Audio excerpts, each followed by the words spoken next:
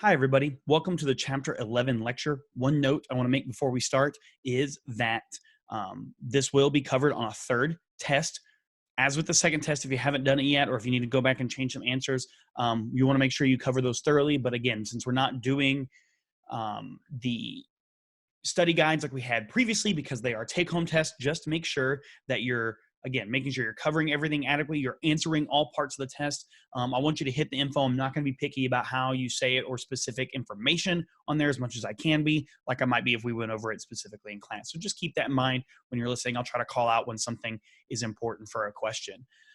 This chapter is going to be about the development of the self and your identity, as well as, along with that, the development of morals, right? And kind of how that works for kids. So we talked a little bit about emotions, right, in chapter 10 and how those develop and how those are important and what are the things that go on with that. Along with that, kind of hand in hand. And when we get to social development in the next chapter, these all kind of mix and muddle in with each other, right?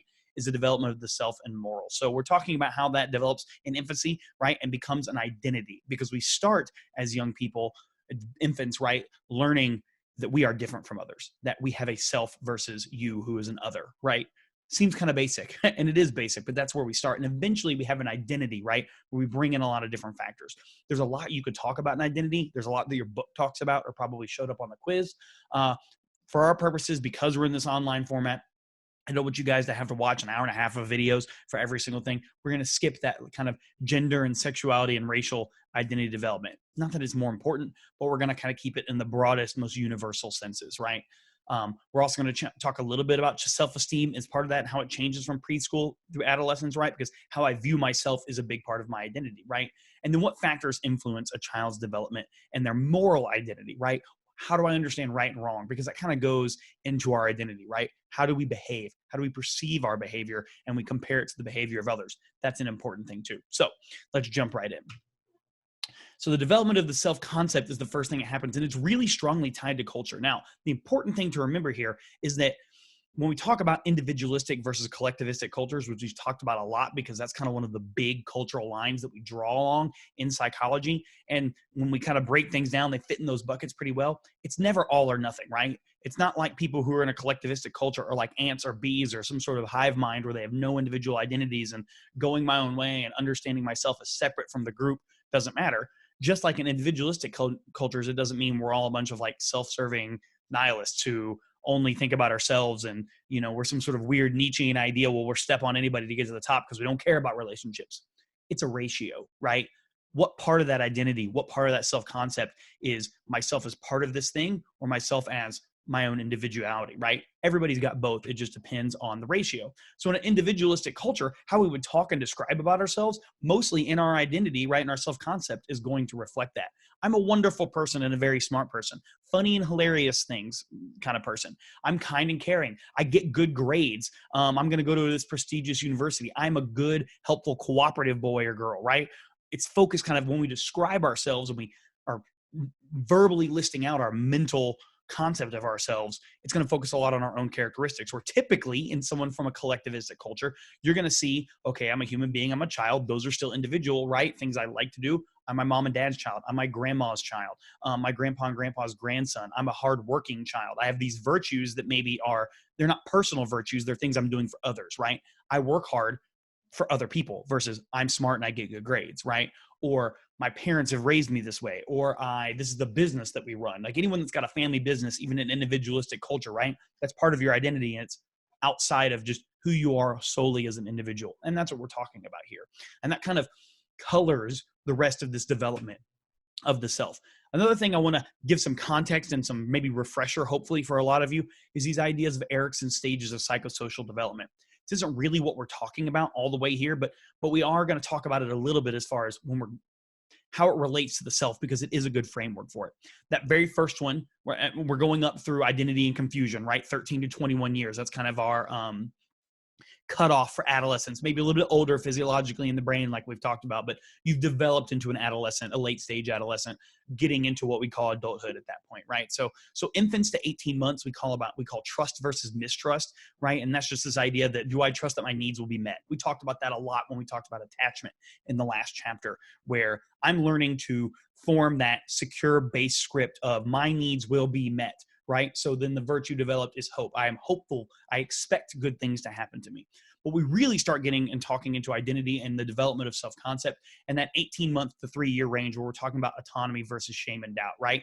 Am I able to act on my environment? I am an autonomous creature, or am I plagued by shame and doubt because I don't think that what I do makes a difference, right? I don't have any control over what happens. And you develop will if it's resolved correctly, right? And I have a self-concept that says I have a will to do things. My will matters because if I go and I do, I will achieve, or something will make a difference, right? You think about it, if you're like, what happens when you feel like you can't make a difference and nothing you do matters? You give up, you disengage, right? And that's what's happening in this stage. And we'll talk in more detail when we get to that in a minute.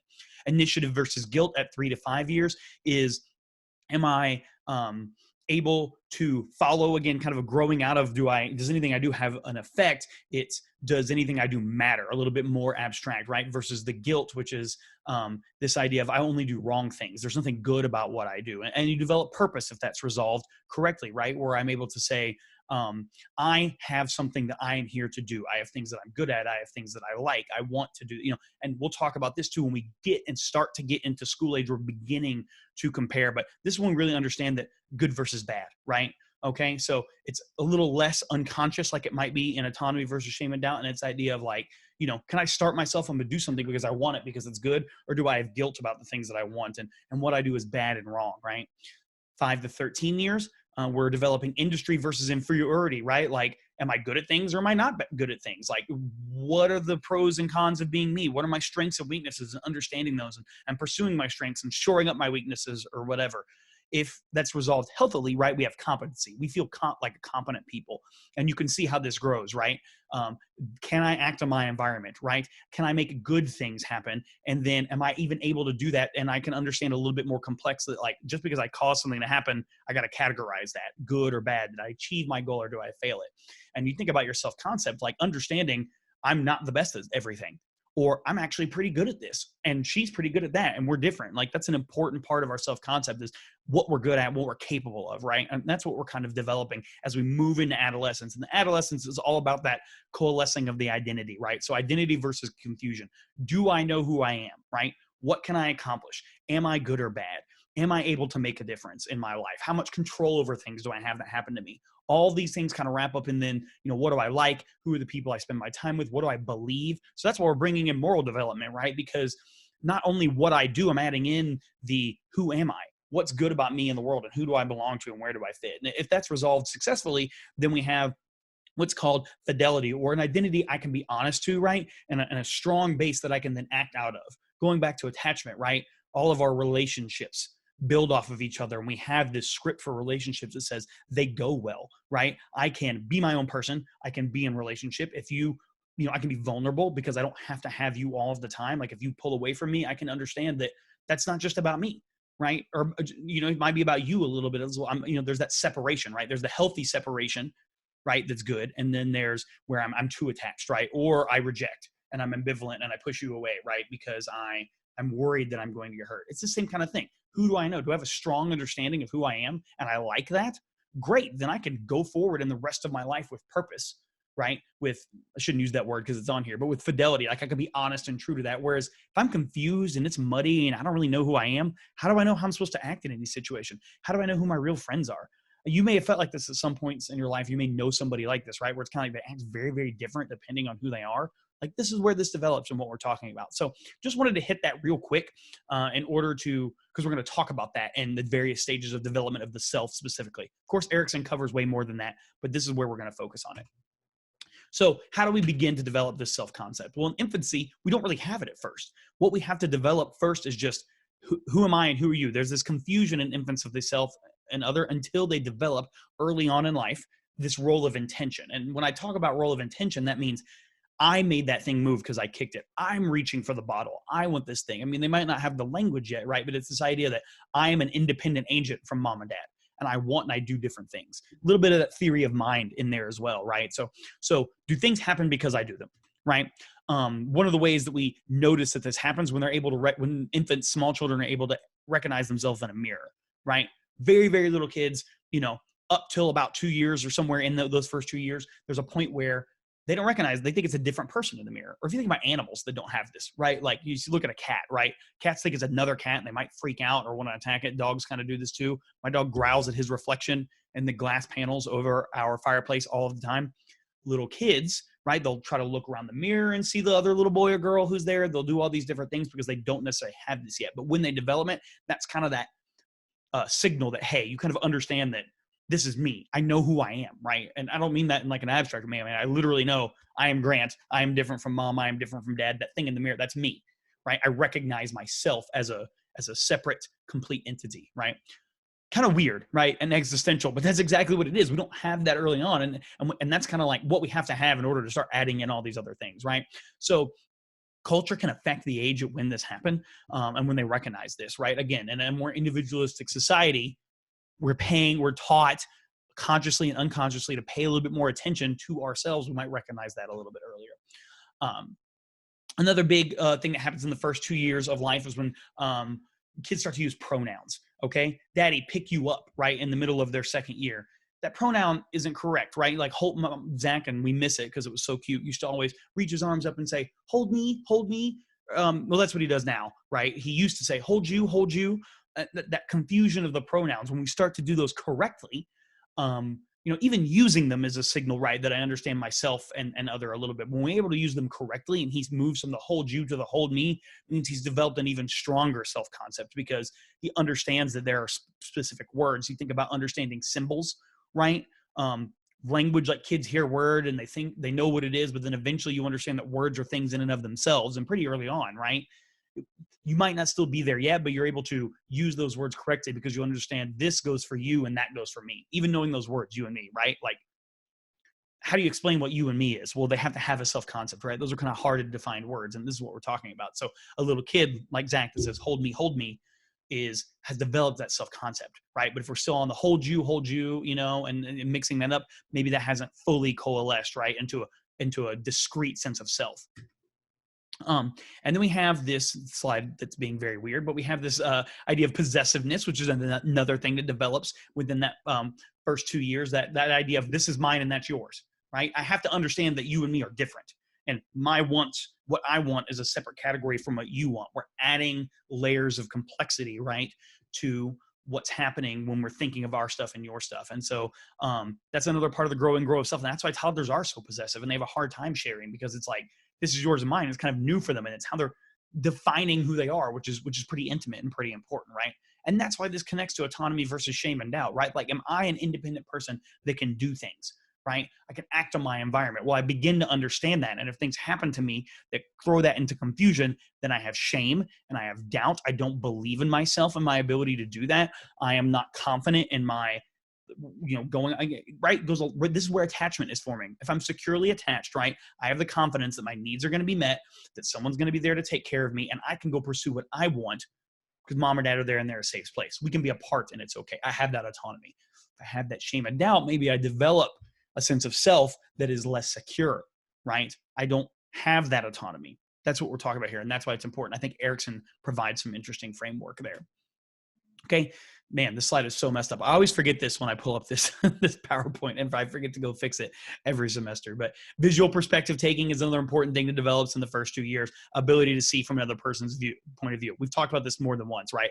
Cognitively, when we have that theory of mind, and you can think back to Piaget and the mountains, right? Like, can I understand what the doll or the other person is seeing on the other side of the mountains is different from me, because I can mentally kind of project myself, right? Cast myself around. Okay, my perspective versus your. Again, these first 2 years, it's the difference. It's the discrete parts of being that are developing, and that's what's important to remember here. And same thing, also linked to culture, which I believe we've talked about before. In a more collectivistic culture, this part of the self-concept develops faster because this is how people talk. This is what you're encouraged to do. This is the kind of behavior that's reinforced and also modeled, right? And that's different. And in any concept in child development, right, we've talked about this. It's your own individual tendencies and abilities in addition to the environment that you're placed in that mix and influence each other together. So if I'm in an environment that models perspective taking, I will develop that sooner. When I exhibit those behaviors well, my environment will respond to me in one way or another. Or if I have a hard time with it and I'm a little bit more individualistic, like yeah, I might still develop this earlier because people are going to notice that, right? And maybe change how they act towards me. And so that's what's going on here in this first kind of development of self concept. But when we get into preschool age, right, the sense of self hopefully is very concrete. I know what I do, what I have, what I look like, and I'm able to apply descriptors to me, right? So again, tied to the development of language and understanding of some of these abstract concepts. But I can say I am good, I am bad, I am mean, I am nice. That's this is a good action. This is a bad action. That's really important with little kids, right? To explain, you did this thing that was bad, but you are not a bad kid. We're going through this with Zach, right? Literally today, before I recorded this, he threw something when he was mad. It's not what we do in our house. And so he's been told, if you throw something when you're mad, it's okay to be mad. You can be loud a little bit. We'll work on taking deep breaths and what are good choices. But if you make a bad choice when you're mad and you throw something, that's when we got to go sit and take a break. You don't get to choose anymore how to show how you're mad. Well, he was very upset about it. And after it was over and we were talking about why he went to timeout, he said, I'm a bad boy. I yelled and I threw things. And we were trying to explain, no, you're not a bad boy. You did a bad thing. But you're a good boy because sometimes you make good choices and sometimes you make bad, right? But kids in this preschool age can begin to apply these descriptors to themselves in some way, right? And again, thinking about myself, that's the beginnings of being able to compare, right? Because eventually I'm going to start thinking, okay, what are you versus what I am? Almost all preschoolers, pretty much all of them, overestimate their abilities. That's kind of what happens because we haven't had that comparison thing yet. So just being able to do something means I must be awesome at it. I can do it because I can think of it or because I want to. So this shows up in two ways. One, it's saying, I'm awesome at this thing. And we reinforce this by saying, hey, you tried, you're great, that's amazing, you're drawing, even though it doesn't look like a cow at all or whatever, right? But it's just like, I can do it, so it must be okay. Part of that is that prefrontal cortex that is able to plan ahead, right? I can just do something because I can think of it. I've got that autonomy. I understand it, right? I resolved that stage well, and I know I can go do this. Well, they don't have the experience, and they don't have the thinking and the planning ability yet to understand, maybe I can't do that, right? Or just because dad can do it, well, he's 3 feet taller than I am. Of course he can reach this thing, And so it shows up in a lot of different ways. They get frustrated sometimes when that doesn't work out, way more frustrated than we think as adults. That makes sense because it's like, well, of course you couldn't do that. Wouldn't you know? Well, they don't know that. So when it happens, they get very frustrated, but they overestimate. I'm the best at this. I'm the most amazing at this. Everything I do is great. And not in an arrogant kind of way, but I'm happy with this idea that I can do things independent from mom and dad. This is also where we start to see, like, I want to do everything on my own, right? I'm building this confidence and this ability. And that's that initiative versus guilt, right? Is it good? Are the things I do good and worthwhile, or are they bad? Am I a bad kid? Am I a good kid? Do I do good things? Do I do good bad things? And there's a lot of nuance there, and it's hard to understand. And so, resolving this appropriately is understanding that, yes, the things I do are good, right? That I can do good things. I can make those good choices. I'm a person that does that kind of thing, right? And that's where we step in as parents and help. But this is kind of the next stage. We go from just understanding that we are separate thinking entities to assigning some qualities to those, right? We're beginning to build this identity, right? Filing things under that schema of self, right? If we're thinking Piaget and we're thinking like, these different things. As I do and things happen, I either assimilate them into my current schema of self, or I must accommodate because maybe I can't do this thing, right? But this is when we begin to develop our autobiographical memory. So the memory that relates to the things that happen to us. And that's yourself over time, right? When we're very young, most of you probably don't have memories from before you're 4 or 3, maybe very vague ones. But if you really think about it, it's like, it might be from a video I've seen or a story that's been told so often, it's like a memory. This is when this development, our sense of self over time, you think about it, what you were like as a freshman, as a high schooler, as a middle schooler, as a young kid, and how you changed. You can describe that now because you have a longer store of memory. About preschool age is when this develops. Parents help this develop a lot by discussing events in children's life with them, right? We've talked about before that as kids develop in this preschool, they're in this preschool stage, like pre-operational, as Piaget would call it, they don't have a very good sense of time. Like cause and effect hasn't developed fully. So it's harder for them to organize these memories, but this is about the time as they're beginning to understand it. Parents are modeling that behavior through discussion, maybe through reading of stories, right? Think about that. This is when we're beginning to understand as we move from, into pre-operational and concrete operational abilities to say there should be a beginning and middle and end. Stories must flow logically, and therefore my memories do too. So, right, that's the story of your life that you're able to write down there in your brain. When we get to school age children, right, things start to become a little different. Inner states become a part of the sense of self. So you're able to understand what's going on inside of you. I'm able to understand the part of me that is happy and the part of me that is sad.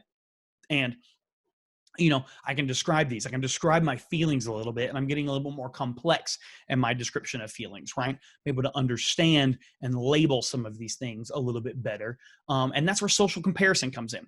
Remember, we talked about secondary emotions. I have to be aware of the self, and that happens early on, even in preschool, but especially when we get a little bit older, that's when we really understand those secondary emotions. We can start to feel embarrassed, right? I mean, even 3-year-olds and 4-year-olds, preschool kids, they don't ever feel embarrassed, right? Because they can't, they don't think about that kind of thing. They don't really think, I know I want something that's different from you, but it's still very egocentric, right? It's not, I don't take that perspective mentally of you very well. Well, in school age, we begin to start to do that, which means we can understand, wow, Susie spells way better than I, or Johnny is way faster and better at me than baseball. Like, I try really hard, but I just don't hit the ball as far as him, right? And it's in this context of peers that happens. So we understand and we know that. Think back to your own memories or any school age kids, like they're very aware of, like, he's the fastest, she's the smartest, he can read the best, like, we're all aware of that still, but they're very explicit about it, right? And they're able to compare that. So going back before, right?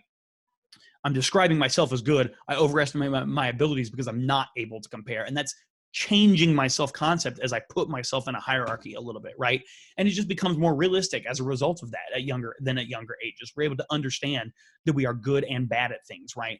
And it may or may not work out for us all the time. And this is that stage of industry versus inferiority, right? How do we then resolve that knowledge in our self-concept? Do we understand that I'm good at nothing and the fact that I'm not the best? The whole Ricky Bobby, if you're not first, you're last type idea. Well, that's a little bit of inferiority, right? Because no one can be first all the time. And if that's the only marker of success or self-worth that you have, then you haven't resolved the stage of development successfully. And you're kind of stuck in this idea of, because I am not as good as everyone at everything, or I make mistakes sometimes, then I must not be good. Whereas if you resolve it on the industry side, right? You're like, okay, yes, I'm making some mistakes, but I have these good things that I do.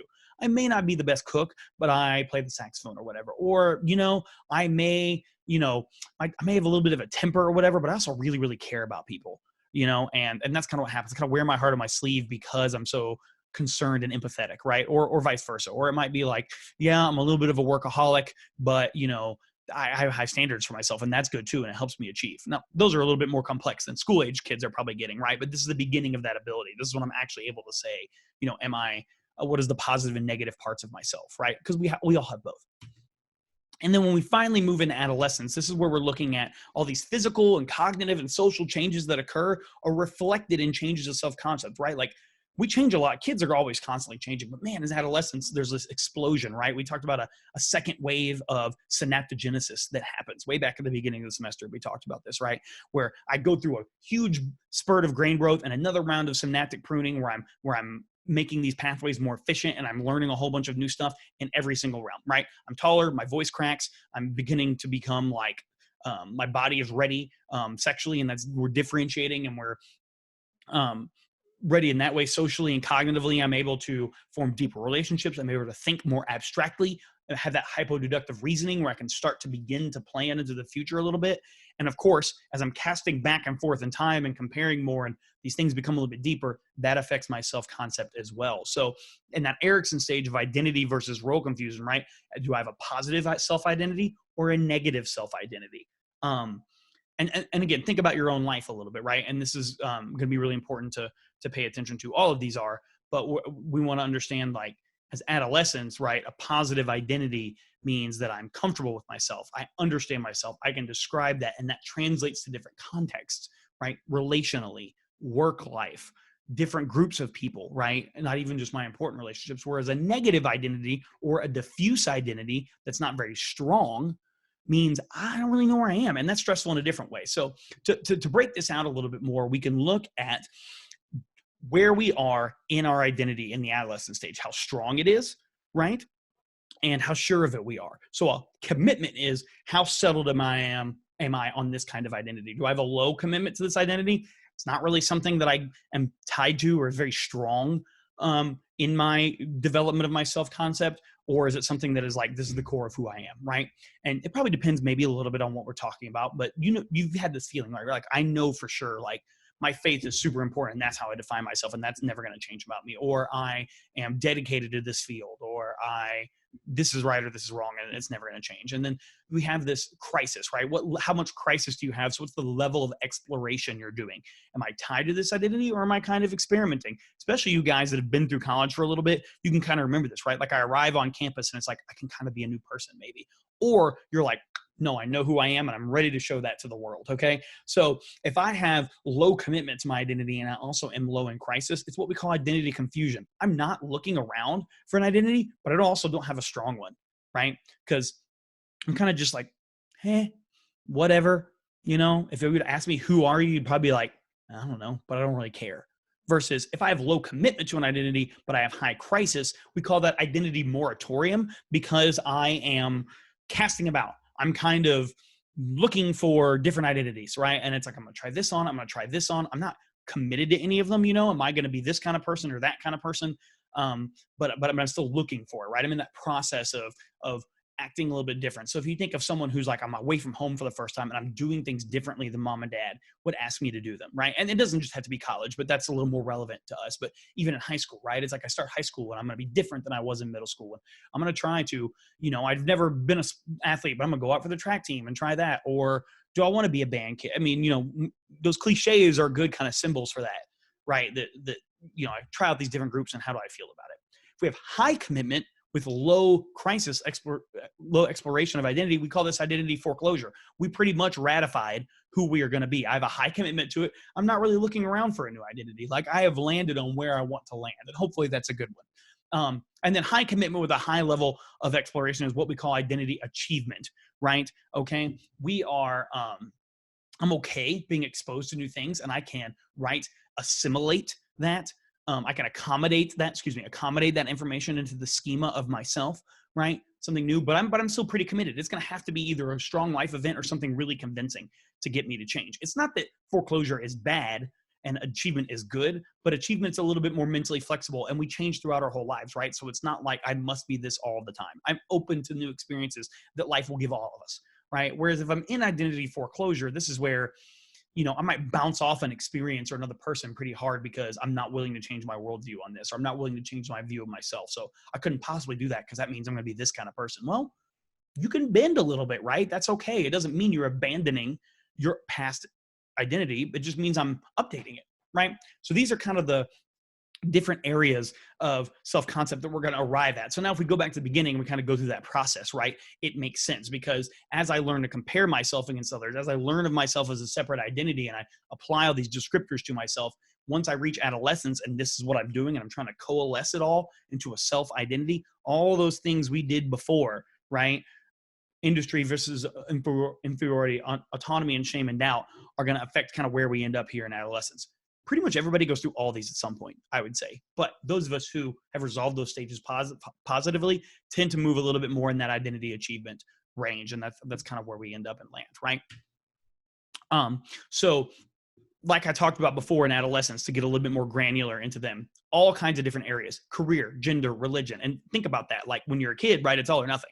As you become a young adult and an adolescent, you understand that there are different parts of me. Like I might know exactly what my career wants to be, but I'm open on the religion question. Or, hey, I'm going to follow this religion my whole life, but maybe it looks a little bit different than my parents. It's okay. But as far as what I want to do, what my major should be, I have no idea. That hasn't been developed yet. And so we go across these different domains and we have different areas of this that we do that. And people are likely, right, to change some aspects of their identity. That's what we were talking about with achievement. You got to have a little bit of exploration going on. Significant life events. Birth of a child's the big one, right? For my age, right? We have one kid and it's like, going from not dad to dad was a big identity shift. That dominates most of my thinking now, whereas before it was like, I didn't care about that at all, right? The hierarchy of what's important in my life is upended. But if you have a divorce that happens at any change in life, whether you've been divorced or if your parents split up, like that changes your family unit, right? Is a pretty important, one of those domains, right? A change in health. You move to a different country or a different state or even a different city, just going off to college, right? Even if you're from Abilene, that's a pretty big shift, right? And I'm a college student. I'm out of the house. I don't live here permanently anymore, maybe, right? It's a pretty big thing. And these tend to happen in adolescence, right? And so that's why it's more identity here that we're talking about, and what's going on with adolescence is a little bit bigger deal, which sort of makes sense why they treat everything like it's so dramatic, right? Because this is what's going on internally. Okay, just a couple important things that have been observed in this rites of passage. In traditional kind of American culture, generic. I mean, there's a lot of things that fall under the umbrella of American culture. I realize rites of passage are not necessarily something we talk about a lot. It usually comes from something like your religion or a culture that isn't like general white Anglo-Saxon Protestant American culture. Although even those, right, you might come from your family might have your own or something like that. But all over the world, there's all kinds of different examples of that. Some of them are religious, some of them are cultural. It just depends, right? There's these things that mark the passage from boy to man and girl to woman, where this happens. And so that physical adulthood, and sometimes you just turn 18. For some people, for me, it was like I filled out my selective service card and I could vote, right? I kind of felt going out to college is kind of like that in the kind of diffuse American culture. But different people have different ones, right? And it's almost everyone has some form of that, even if it's not explicitly celebrated, like a bar mitzvah or a quinceañera or something like that, right? Where we're gonna have a party and we're gonna explicitly talk about that. A lot of times it's just like, hey, this is like you're a man now, so let's do it, right? Or you're your own woman, so be ready. You've got at least college, right? If nothing else, is going to be moving on and doing that a little bit. Okay, so break there from identity. We form ourselves. Another separate part of that that's been researched heavily and works a little bit differently, so it's important to pull it out, is this idea of moral identity, right? Morality being defined as what is right is wrong, or what is right and wrong. Where do we categorize behaviors and things in there? Children develop a moral identity to the extent that the self is organized around moral commitments. So what does that mean? That means what has been communicated and modeled to you, how important is that, in your self-concept, because it's something that was discussed and you were exposed to, right? So if you're like me and you grew up in a conservative Church of Christ, right and wrong are pretty important. We talk about that all the time. Good and bad actions. What is holy or non-holy, right? Like that's an important part of my self-concept, because what I'm doing right or wrong, because I've been growing up with that my whole life. And there's two kind of separate things that go on in the development of moral identity. Part of that is your moral thought. The other part is moral behavior. Moral thought is exactly what it sounds like. What do we think about things? How do we categorize them? What do I project this activity to be? If I do this, will it be right or wrong? If she does that, was that right or wrong? Moral behavior is how we tend to actually act, right? And a lot of times those are not 100% in sync, right? We all do things that are a little bit outside of how we would describe the rules and the right and wrong, even if it's not something as serious as cheating or breaking the law or something. It's just like, I think it's rude when I text somebody and they don't text me back and I get kind of ghosted. Well, we all do that. No one has ever been like, oh, I didn't get your text. You hear that? That does not happen. It never happens, right? We don't live. You've got the text. You saw it. You just didn't feel like answering it, which is probably fine. But you think, when somebody else does it, it's annoying. When you do it, it's like, it's okay. It's a sidebar, right? That fundamental attribution error that we make. If you remember from cognitive psychology, this other people act based on their, we attribute what they do to their central character, whereas what we do is circumstantial. So that I left my cart laying out in the aisle in the parking lot of HEB because I was in a hurry and it was raining and my kid was screaming and I didn't have time to leave it there. When I'm driving through and there's one of the lanes blocking a parking spot, somebody who is evil to their core and inconsiderate, right, is the person that left it there. And so we kind of, it's this idea of like, what's our moral behavior versus what we think of things. A lot of times we're a lot more lenient on ourselves than we are on others, right? And so, of course, environment plays a big part in this, right? Like unquestionably so. If we're looking at a more behavioristic model, we get reinforcement for doing good things, right? Just like I was talking about with my son, right? Like if he, throws something when he is mad, he gets a negative response. You're not supposed to do that. You go to timeout. You don't get to do what you want to do. Or if you have, like if you were a kid in a preschool classroom, you had a sticker chart or something. It's like, hey, if you're good, you don't get in timeout or you finished your homework or whatever, you get a sticker. And if you build up enough of them, you get a reward, right? It's that kind of thing. If you eat all your vegetables, you get a dessert. That's like the first thing we encounter with that, right? Is what is good and right to do, we were praised and rewarded for, and what is bad, we were punished, right? That's kind of that behavioristic model. It's all just response to stimuli in the environment. Social cognitive theory, bringing in that modeling and that imitation a little bit, right? We imitate, we see what is moral and immoral. And so whatever is defined around us is okay to do and not okay to do. That's where we start forming those lines around morality. So again, back to Zach. What does he see me do when I'm angry? It's kind of hard to convince Zach to, not throw things and be loud when he's mad if I'm slamming cabinet doors, because I'm pissed off because of whatever is going on, right? A lot of the times it's him, especially when we're here, stuck inside all the time. We're all rubbing each other the wrong way a lot more. So there's been more than one time where he's like, Daddy, it's okay. You should take a deep breath. So we're helping each other out, but he's going to mimic, right? So he probably demonstrates some of these frustrated behaviors because he's seen what Dad does when he's frustrated, right? Well, it must be okay if Dad does it. He's the main person I imitate, right? So this, there's still that reinforcement schedule going on in social cognitive theory, but it's a lot more of watching and imitating, right? Because I definitely have not rewarded him for saying, or throwing something. I don't reward that at all. But if he's seen it, right, then maybe he's going to end up doing that. Okay.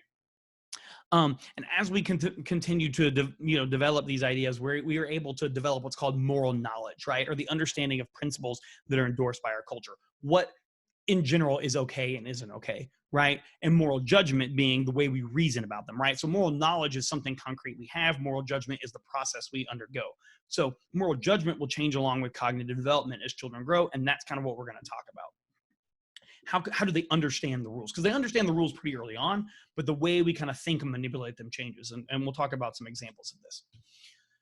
Okay, so moral dilemmas is kind of how we measure this. So Piaget got into this a little bit too, right? And so he would ask kids these scenarios, or even sometimes have them watch them, but he would read them a story and say, Sally went into her mother's room, she tripped and she crashed into a large mirror, breaking it all over the place, right?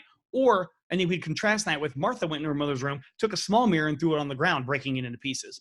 Now, if I ask you guys, which one of these kids did something worse? What's the worst mistake here? Because both are mistakes, but what's the worst one? You would all say Martha, because she went in there and on purpose broke that thing like a jerk. Like, why would you do that? I mean, Sally tripped. It was an accident. Maybe she shouldn't have been in there. We don't know the rules, but accidents happen. We all make mistakes. But if you do something deliberately, that's bad. If you ask young children what they do this in Piaget's stage of pre-morality, right? They're unable to consider these moral issues, okay, right? And so young kids will say, well, Sally did the worst thing because she broke the bigger mirror, and breaking a bigger mirror is obviously worse than breaking a smaller mirror, right? Like they've got that moral knowledge that breaking things is bad, but that judgment, right, is a little off compared to an adult's thinking because they're just measuring on size, which is not really the big, although, maybe sometimes that might come into play, right? If I, have a book of yours that you loan me and I spill coffee on it, that's one thing. If I borrow your phone and I drop it in the sewer, right? You can replace the book for a couple bucks. You can replace the iPhone for a couple hundred, right? So they're both accidents, but you might feel worse about one, right? You develop these as you go along. And so Piaget broke these, like everything, down into stages. And for him, before the age of 4, we are pre-moral. We are unable to consider moral issues, right? Okay. But these next 3 are really important to remember. Speaking of the test, right? So heteronomous morality from about 4 to 7, where we are subject to external controls and impositions, right? Heteronomous, I'm the same. I'm relying on some same thing, means obedience is the only value, right? So did you listen or not? Did you do what you were supposed to, what someone told you? And think about how you talk to little kids, right? You don't explain to a kid, why do you not cross the street, or why do we have to share our toys? Because they don't understand why sharing is important. But what they do understand is that you told me to share and I should, right? And then there's this idea of imminent justice, where whatever happens after what you just did, that happened as a result of your actions, right? And so, as an adult, this is the kind of things that say God got mad at you and is punishing you for whatever's going on, right? Like, you got fired because you aren't living right, or some whatever random, act of nature or happened to you here, right? That's this idea. So, for young children, right, the cause and effect, remember his right here in the pre-operational stage, we don't have the cause and effect yet. And so I don't understand that just because you fell or you got sick or whatever happened, is because you were being bad. It just happened, right? They don't understand that yet. And so it's only things from the outside, right, that impose morality. So either actions, events that happen around you, or what mom and dad or whatever other authority figure said. Incipient cooperation from 7 to 10 is when we develop this first kind of more abstract morality, and that's the one of cooperation, okay? Justice between peers. Think about 7 and 10-year-olds. They're very obsessed with fairness, right? That everyone, is this fair or not?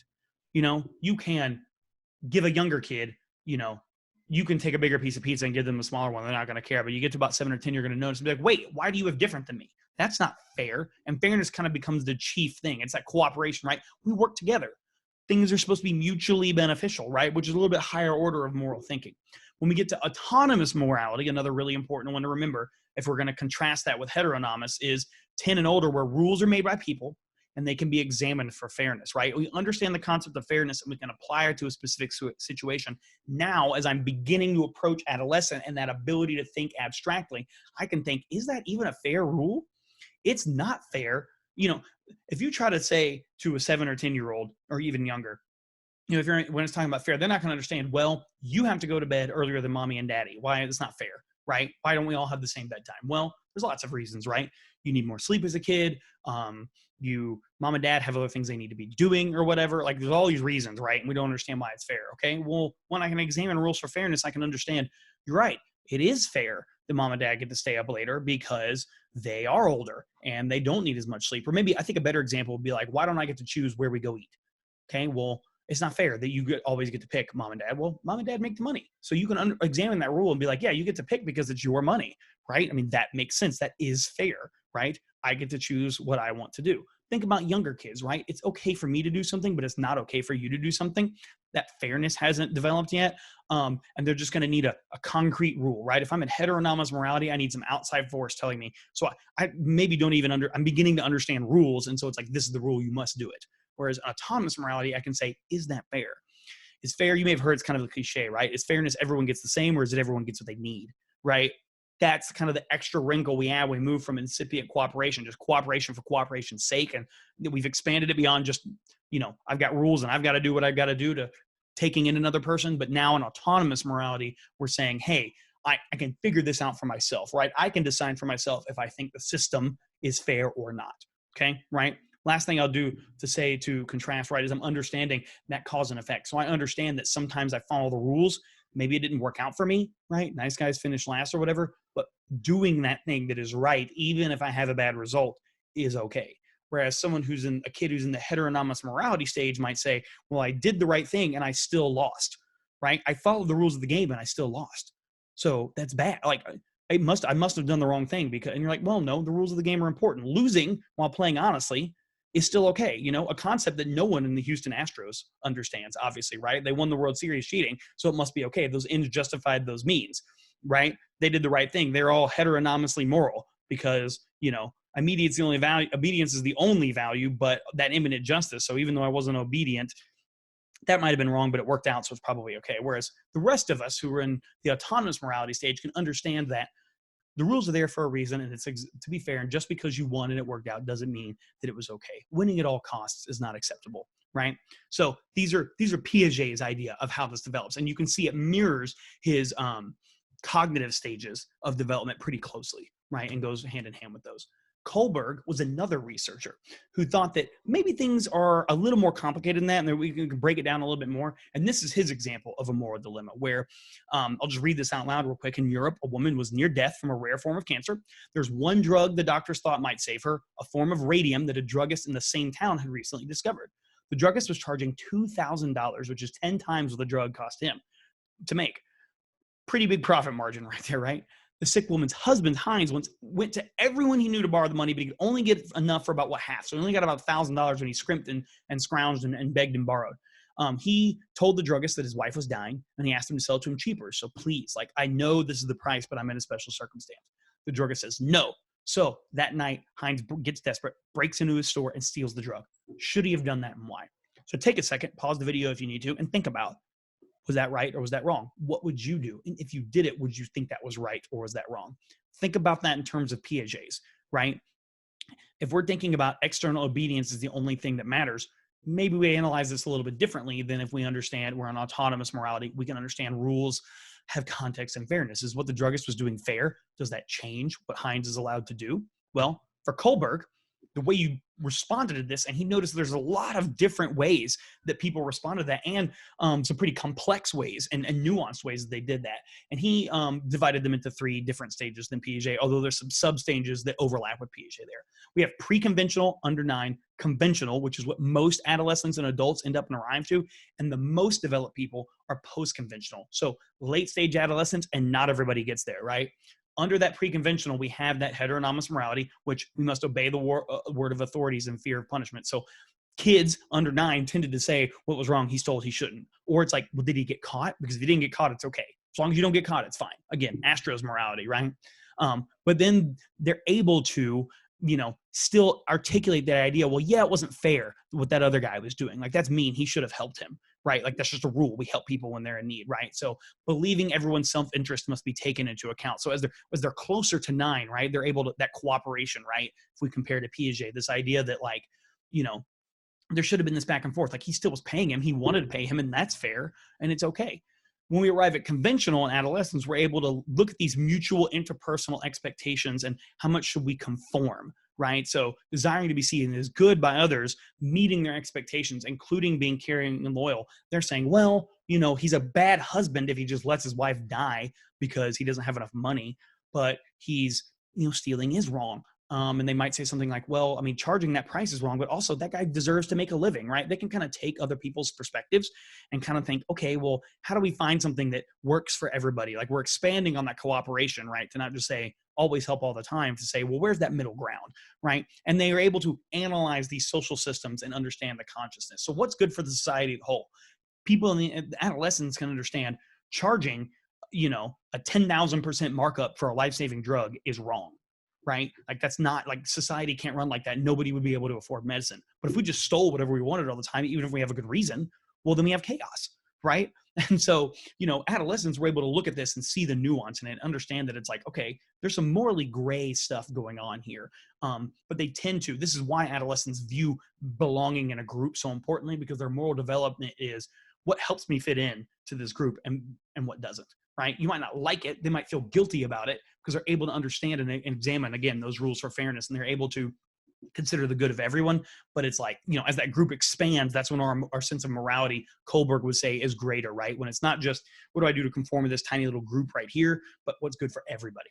And we move into post-conventional when we're able to understand the social contract and individual rights and how those contrast, right? We understand that not everybody gets the same rules all of the time. Life isn't fair in some ways, but things like life and liberty are universal. So yeah, it's not fair that he didn't have enough money to pay for the drug, but the idea that my property is my property and I can be safe from someone stealing it, even if I'm being a jerk, is really important. And that might supersede, somebody's life in a situation, right? And then they're able to develop these universal ethical principles. So this idea of, this is why it's moral identity, right? Because you think about principles, right? If I have a strong identity, I can translate those principles to any other situation. Doesn't mean that this, specific moral quandary has a right or wrong answer, but it means I have a principle and I can apply it to this. And I say, I believe that this is right and this is wrong. And in this situation, even if I might have some certain emotions about it, or it might be hard, this is what I must do. And the reason he said not everyone gets there, because most people have a difference, right, in their moral behavior versus their moral thought. So somebody who says, yes, he definitely should have done that, and you come back, well, isn't stealing wrong? And it's like, well, of course it is, but it's his wife, and those don't matter when it's your family. Okay, so your behavior is a little bit different than your thought, whereas you say, look, like, I'm not going to steal. I'm not going to do the wrong thing, even if it hurts me, right? That's post-conventional. It's a little bit more complex. So you can see he breaks it down a little bit more than Piaget. What I really want you to remember about this is this idea that we're moving from pre-conventional, where I don't necessarily have rules. I mean, maybe I have fairness and that's about it. Conventional, where I'm able to understand the rules. I'm able to expand my thought of this beyond just the specific situation. And then post-conventional, where we're able to say, okay, what's this bigger abstract concept at play here? And how might that interplay with the rules, right? Rules for rules' sake, for people in the post-conventional sense, don't really work, right? But for conventional, they may be kind of good, and it's like, this is a rule for a reason, right? Okay.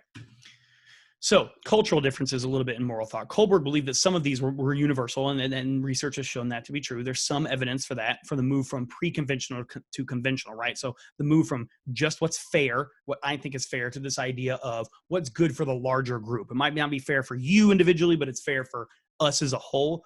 But the universal move from conventional to post-conventional reasoning might be culturally bound. And again, think about individualistic versus collectivistic societies. If your society is kind of organized mostly in that ratio to the good of the group, me having my own specific principles, right, for what is right and wrong, even if that's different, don't apply. So a better example of that might be, someone in conventional morality says, look, segregation, is good for everybody. We have separate but equal. This is okay. Not that everyone in there is going to think that, but it's an example of this thinking, right? So look, it sucks for you individually, but we got to think about the whole group, right? Like, and we got to keep people separate because they can't get along. And, that's going to be fine. Someone who's in conventional morality might also say that's wrong. Those rules are bad. And therefore anything I do to combat them is okay, including something that I would say is evil. The ends might justify the means, because I do have that higher level of thinking that there's a higher purpose than this specific rule.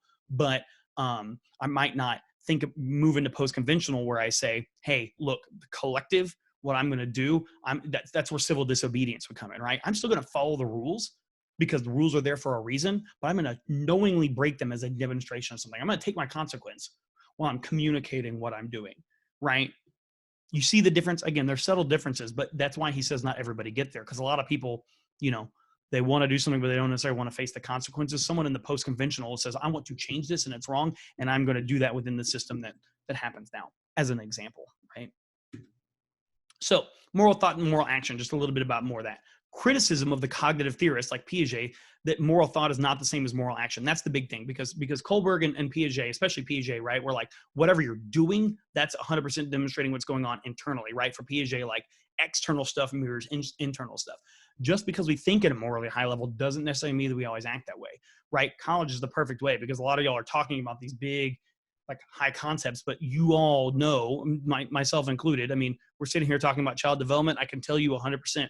I know what I think is the right and wrong way to raise a child. I do not always practice that every single day, right? So what we've learned through research is that everyday constraints influence moral action as much as our ability to think about moral judgments. And that's why we're thinking, tying it back to adolescence, right, and how it develops, we have to consider the social domain as well, right? So this is a moral behavior theory that's constructed from our interactions with the environment, right? What goes on with this. And so we have, a moral constraint, that's more the moral thought. We have our social conventional, which is like, what's going to keep me in the in-group? What's going to make the people around me get along with me? Then we have a personal level that's like, what do I do if nobody's watching? And this is why this has somewhat, I mean, definitely how we think about morality is described by those cognitive theories, but this may be better described for what's happening with kids, all of us really, but especially as kids develop, like, these different kind of ways the environment interact with us. So if you think about, the whole do as I say, not as I do thing, right? What does that communicate? Well, they might understand, okay, this is wrong. Just because dad did this doesn't mean it's right. But socially conventionally, what I'm watching and personally, it's thinking he did it and got away with it, right? Like, it's fine. Like, that doesn't compute to me. And therefore, just what I see, that's actually what's right. What you can get away with is okay, right? And that tends to be where a lot of us end up, unless we've really have a strong sense of moral identity and a very robust and structured pattern of moral behavior, right? And not everyone gets there, and no one's there all the time, right? So emotions play into this too. I told it gets to this place where everything is pretty intertwined with each other. So through guilt and our conscience, right? And this is the last thing that's really important to remember kind of in this lecture is pro-social versus anti-social behaviors, right? So a pro-social behavior is actions that help or support other people, empathy and sympathy, and anti-social behaviors, actions that hurt other people physically or emotionally. So a lot of times the way we end up defining this moral action is, did you hurt somebody, right? I did this thing and it was okay. I told the truth, which is a good thing to do, but it hurt somebody's feelings. Right? Was it the way I said it? Was it the fact that was an appropriate time? Was it a truth that we all could have been better off not knowing? Right? It's like those white lies that make people feel better. Where do you fall on those? And so, is that pro-social or anti-social behavior? So that's a really important way, because especially for kids, right? We're wanting to promote pro-social behaviors and reduce anti-social behaviors. And a lot of the way we teach that is through emotion as well. You think about a young child, especially if they're in that cooperation stage. What you did hurt Julie's feelings. You see she's crying. You see that she's upset, right? You know that, and that you made that happen. That's why what you did was bad, because that was the result of it, right? Whereas you made them so happy by sharing. This is why sharing is great, because yeah, you didn't get to play with that as much, but you see the happiness it brings your friend. And we can both have some of that happiness if we share back and forth. So this is where the emotion part of it comes in, right? It's not a purely cognitive thing. It's an emotional pattern as well. So that's going to be all for today. Thank you, everybody. This last slide is on here, but it's just because I hit the button and I'm still talking. I know this was a long video, so I appreciate you sticking with it. Don't forget to do the activities and the quizzes for every module. Thanks, everybody.